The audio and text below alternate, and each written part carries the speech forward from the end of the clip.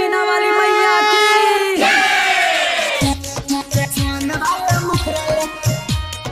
शांति recording studio राजा जनमानसी।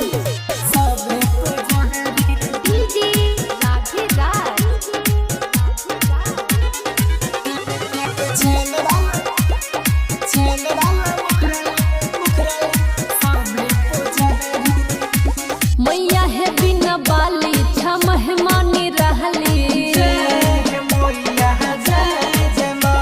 मैया है बिना बाली छम मेहमानी रहली। दर्शन न हो न पाबैल छियो या गहरी। अहे चांद वाला मुखड़ा लेके आबो ना दुआहरी। हाथ जोड़ी खड़ा छेला सभे पूजा हरी। आहे चैन वाला मुखरा लेके आबो ना दुआहरी। हाथ जोड़ी खड़ा छल सभे पुजारी। मिक्स बाय कृष्णा निशा।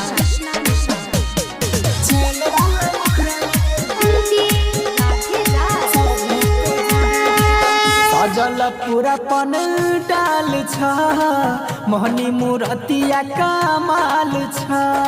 हे मैया तनी हमरो को नजरिया फेरा।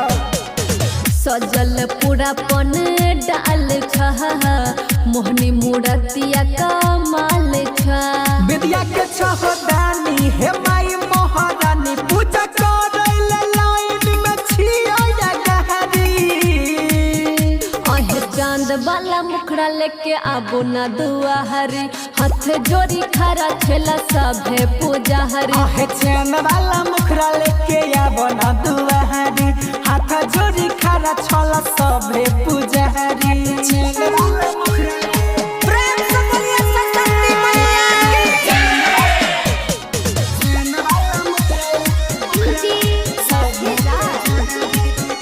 आहा रुचि करहि छ गोहार हे।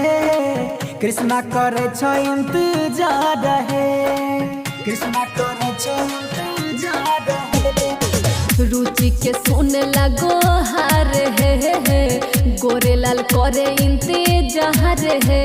सब छोट सारी नयन कारी कारी कके आबू नयन नाम हंस सवारी। अहे चांद वाला मुखड़ा लेके आबो ना दुआहरी।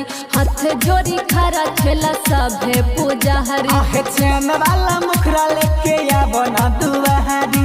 हाथ जोड़ी खड़ा छल सभे पुजारी। शांति रिकॉर्डिंग स्टूडियो राजा जनमानसी।